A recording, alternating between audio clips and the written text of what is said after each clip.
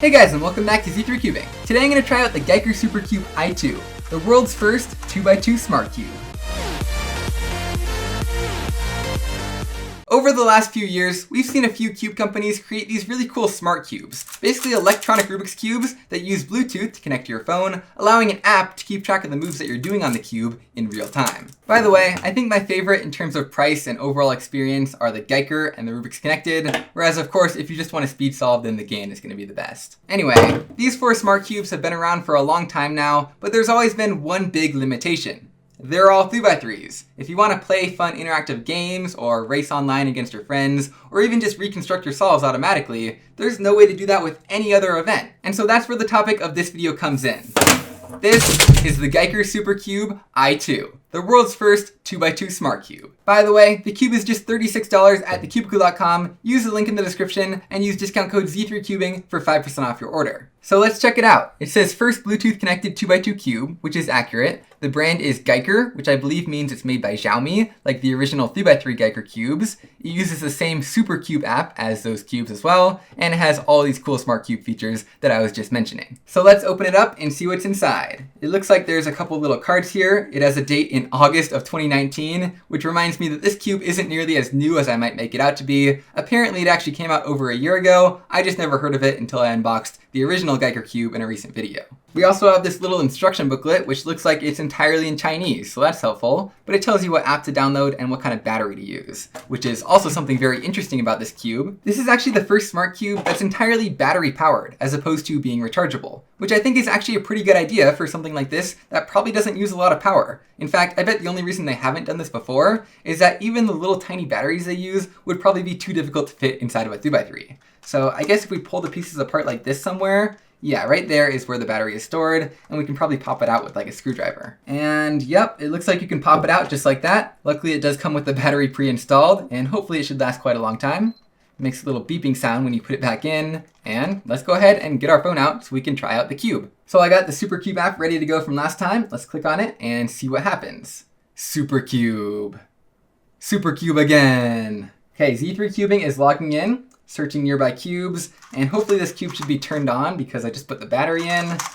And, oh, it beeped again. That's probably good. It's connected. Okay, so we're all logged in and everything from last time. Let's go ahead and start with the tutorial. So this is something that I was actually a little bit unsure about when I first bought this cube. I knew it used the same app as the 3x3 Smart Cube, and so I wasn't sure if it was going to be like some extra little add-on where you could like only do solves and that's it, or if they were actually going to update the entire app to work with the 2x2. And seeing as they updated the whole tutorial, which is kind of one of the more niche parts, I have a feeling that they did a pretty good job of fitting the entire app to the 2x2. So let's go ahead and learn how to solve the first piece. So cube structure, it consists of 8 corners. Wow. Okay, so it's telling me about everything I need to know, all the basics. I just had to sit through it telling me how to do all 18 different possible moves on this cube, and a tab to continue. A little bit of translation issues there, but we got congratulations. And now we are able to take the test and hopefully prove to them that we know how notation works. We got 3, 2, 1, countdown, go.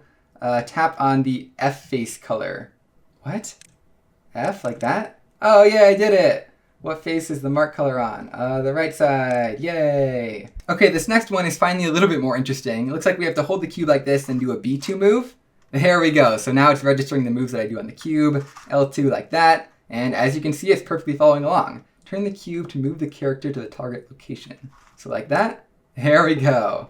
And then like that. And then I think we're done with the test. Congratulations this time. You have passed the test. So we can go on and do all the different steps of learning how to solve the cube. Next it's going to show us how to move 2 pieces together, move the third piece together, etc. So like right now, given 2 pieces solved, it's testing me on how fast I can solve the third one. There we go. I got 3 stars. Congratulations. But I think I know how to solve a 2x2, so let's just exit the Learn menu for now. Now before we move on to Game, because I think that's actually one of the coolest, most fun parts, let's just check out what these 3 buttons at the bottom do. So first the rocket ship is Solver. Okay, so you can just kind of hold it like this, and then it'll tell me the moves that I have to do to solve the cube. There we go. I already changed the speed setting to fast because it was painfully slow at the beginning, but it'll just guide me through what I have to do. And eventually, oops, I did it wrong. Eventually it'll solve it.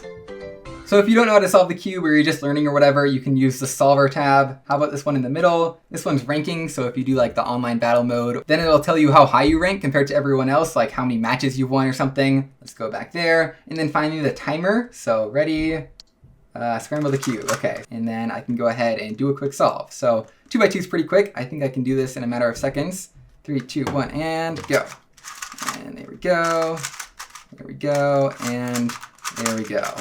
That was a 5.3 second solve, not bad. Oh yeah, so there's a scramble button in the corner if you want it to generate scrambles like that. And you can also click on this button in the middle here, and it'll show you what moves you did on the cube in order to solve that scramble, which is pretty cool. Automatic reconstruction, one of the best features of a smart cube. Heck, it looks like you can even watch it play back in real time. Let's click the play button there and play, and you can watch your own solution. Okay, maybe not quite real time. Let's change the speed to super. There we go, super fast. Still slower than me. Okay, now it's time to try out the games menu. This is definitely the one that I'm the most curious about because last time I tried it on the 3x3, the games were a lot of fun, but there definitely seemed to be a lot of them that relied on the fact that the centers on a 3x3 are fixed, and obviously those wouldn't work on a 2x2. So I'm wondering if they've modified some of the games or if there's just fewer of them, and it only shows us one game here, so I'm wondering if this is the only one. So what this wants us to do is kind of make one of these patterns. So in the lower left there, I will make that pattern like that. And then all those tiles disappear, and now I can do maybe the lower right one, kind of like this. And I think there's kind of a fewest moves component to it, so I'm doing this really inefficiently right now, which is probably going to mess up my score. There we go. Now I can go back to the other one in the lower left and do that one as well. I think the little numbers in there are actually points, so maybe some of them give you more points than others. Yeah, depending on how many numbers there are in the little squares. And it looks like at the top there, that's the number of moves we have left. So we only have 3 more. So let's see, are there any of those that I can do in less than 3 moves? Oh, this one will work. There we go, at the bottom there. Anything else I can do? I don't think so. I'm just gonna turn it randomly. And I got a C. So apparently a score of 73 isn't very good. So let's go back home, and I believe that is in fact the only game, which is kind of disappointing. There were a lot more fun ones on the 3x3, but let's try this one out again. Okay, so I'm trying to go for the ones that give you the most points. So in the bottom right there, there's a bunch of 3s, and I'm trying to do them all in the fewest number of moves. So like this. Okay, I got a few. And you start with 20 moves, but it actually gives you a few extra every time you make a match. So I've just been staring at this for a minute, and I found this one right here, right in the middle 4. And then I just stared at it for a while longer and found these 3 moves to get one last thing. And I think that's enough points for me. I'll just turn it randomly, hope I get something. Nope, but I got a B. That's pretty decent. And I'll be totally honest, that was like my 5th time playing. I actually spent like 10 minutes playing just that last round. I honestly think this is the best designed Smart Cube game that I have ever played. It works really well in the 2x2 because there's fewer pieces. There's just so many different combinations of what sides do you want to turn, in what order, to get what pattern on what face, to match whatever you want out of the grid of squares, to get different numbers of points, and it's really addicting. It's really well designed, even though it's pretty simple. I actually really enjoyed it, and I think that makes up for there only being one game on the 2x2. Anyway, let's finally try out the battle mode. Now I believe this should actually connect us to an online match against a real other person, so we can go ahead and hit go, and then it'll eventually find us a match. Okay, so we were playing against Gemma Franklin. Okay, so we're going to scramble our cube starting from this position. R, F prime, U prime, R, U, U. Okay, so now we have 10 seconds of inspection here. Okay, I think I know what I'm doing here. I'm gonna get the case like that. 3, 2, 1, go.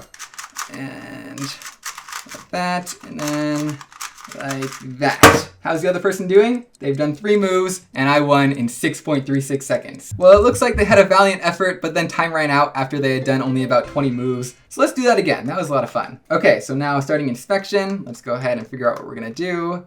Let's go to the green side, and we're gonna do something like that. Okay, go. And I always forget, I try and set the cube down before I start, but then I don't actually have to touch anything because it times it for us. I got a 6.25, he got a 6.33! Okay, that was super close. I had a more efficient solution too, so that was actually pretty cool. Let's see if someone can beat me. Okay, so now we're having inspection against some other unnamed person who I think might be the same one as before, but let's see. Here we go, and oh, did I do that algorithm wrong? No, I'm good. 6.63. He got okay. I messed up that alg and lost him by 1/3 of a second this time. Looks like I did do fewer moves than him. I only did 26, he did 30. So yeah, that was pretty fun. You can keep on doing that for hours. And so now on the battle page, it shows you all the different people you've played against and all the times you've got and whether you won or lost. It looks like those were actually 2 different people. They just had similar names and were both from China. Anyway, let's go back to the main menu, and if we go to the stats tab now, it looks like I am now placed in 47th place. That's actually pretty good. Now it feels like if there are actually online matches going on that often, then I should be ranked a lot lower than 47th if I've only done 3 of them. So my suspicion is that maybe this cube is a lot less popular than they make it seem, and maybe I was actually racing against robots. What I do know is that back after the Game 56i came out, right when it should have been the most popular, and I was trying out the online multiplayer, it took a long time to actually find a match, like many minutes, if not almost an hour one time, and so I'm not saying these apps are faking their online multiplayer, but they just might be. Anyway, let me just give my final thoughts on the Giiker 2x2. Some things that I haven't mentioned are that it is stickerless. It has kind of these black outlines, but these are built-in tiles instead of stickers. Also, the turning is pretty mediocre. I guess I'd say it feels kind of like a cheap speed cube. Obviously, with the whole smart cube mechanism on the inside, they don't have a lot of room to make a great mechanism, but I mean, it's speed solvable for sure. Unless you're averaging like 3 seconds, it's probably not gonna slow you down much. It also has some light magnets, which is nice, and overall I'd say it's about on par with most 3x3 smart cubes. I definitely wouldn't buy it just to speed cube on, but if you like the look of the app and all the different features on there, then for $36, I think this is a pretty good deal. I really like the integrated battery too, assuming it lasts a long time, and using the app is just like on the Giiker 3x3, which is just about as good as it gets. So if you're interested in a 2x2 smart cube, I mean, I guess this is your only option, but I could definitely recommend it. Again, I'll have the link to where you can buy it at thecubicle.com down in the description, and be sure and use discount code Z3Cubing for 5% off this or anything else from their store. Anyway, that's pretty much it. I hope you all enjoyed this video about this interesting new smart cube, the Giiker Supercube i2. And I'll see you guys next time.